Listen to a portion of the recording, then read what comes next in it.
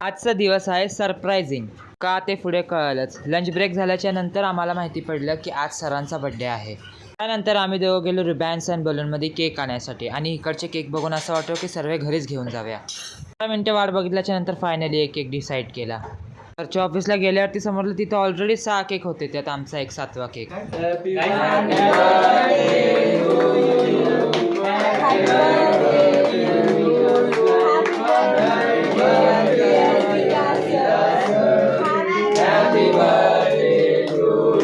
आम्ही सर्वांनी मिळून सरांना सरप्राईज केलं म्हणून सरांनी पण आम्हाला पार्टी दिली. त्यामध्ये आम्हाला होता एक चिकन बर्गर आणि याचं नाव नाही माहिती पण चिकन क्रिस्पी लॉलीपॉप बोलू शकतो.